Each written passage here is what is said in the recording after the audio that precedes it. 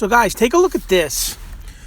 China is basically saying that any sort of drugs or medication, they may withhold it to take care of their citizens first before they ship any out of the country. So that not only has to do with medication that you may take for your health, like daily medication, people have certain things they take, but it also may have to do with just aspirin. You always hear about these pharmaceutical companies and these drug companies, and in your head you think like it's these American companies or the companies making these drugs like Tylenol and whatever it is. You may be taking a certain medication for something that it's made like somewhere in the middle of America, and those factories and those companies they're keeping the drug prices high, and they just want to charge you more money or charge the Americans more money. But now what you're seeing is 95% of the medications that Americans take are made in China. I repeat that.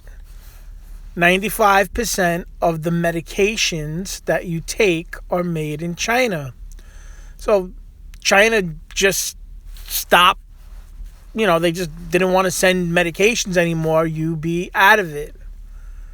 For a long time, you would hear these pharmaceutical companies, they're overcharging us and we're going to cut a deal with them and all this back and forth. But the product is made in China. Now, you might have the company here in America that's maybe middlemaning it, but those pills, they're being made, the ingredients are being mixed, and they're being put in a dye and stamped out into a pill form. That's done in China.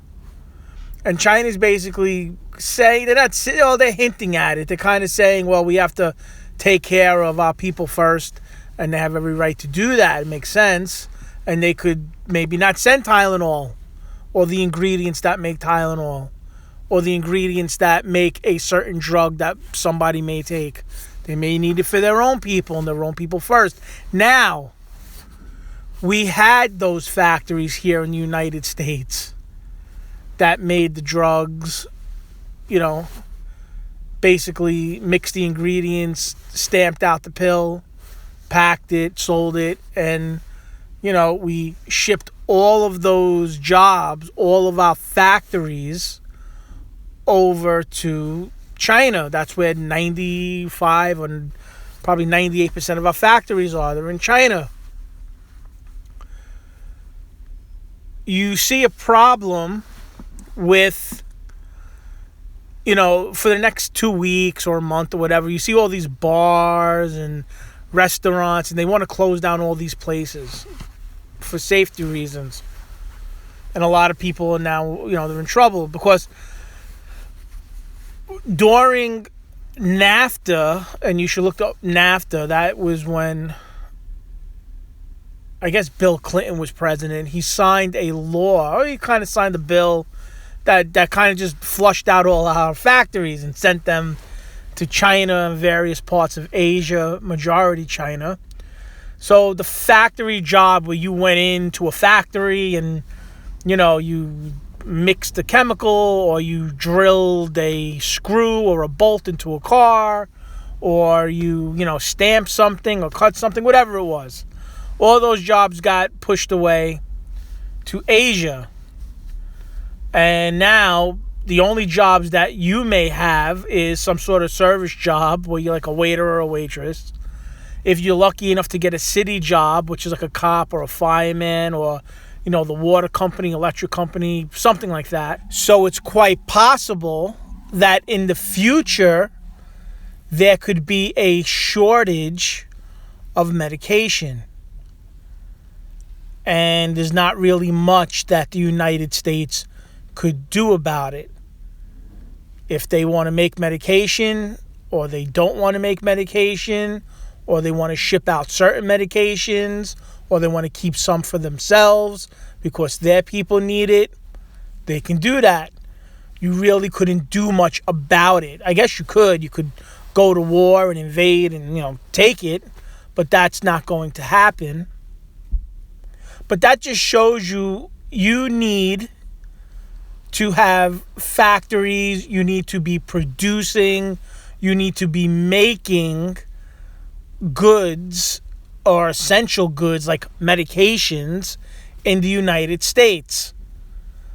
Even things like face masks and rubber gloves, the majority of those are made outside the United States. So all of that could be stopped if one wanted to. And that just really shows you how vulnerable you are, or the United States is, to, you know what, we're not going to ship stuff over there anymore. End of story. Now what? Well, you got to make it yourself and try to get those factories, get those people, get people trained.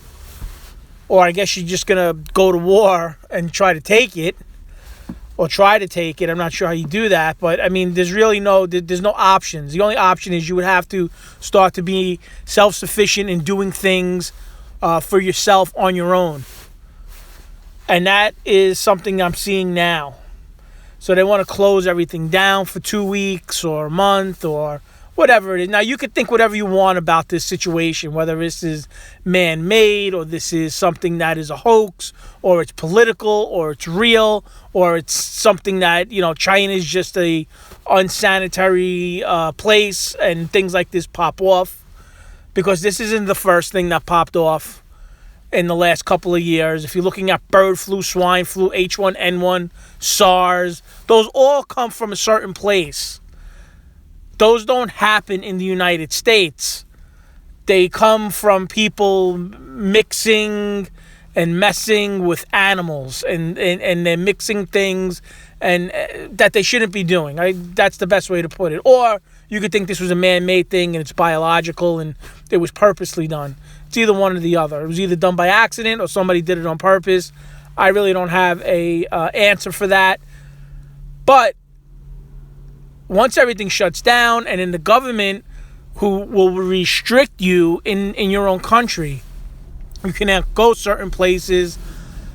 Where I am in New York City, there's a new law where things have to be closed by 8 o'clock at night now. So everything that is open has to be closed.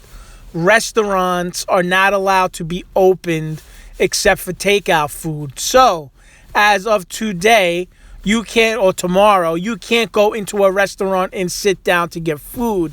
You can only get food if it's done by takeout or delivery.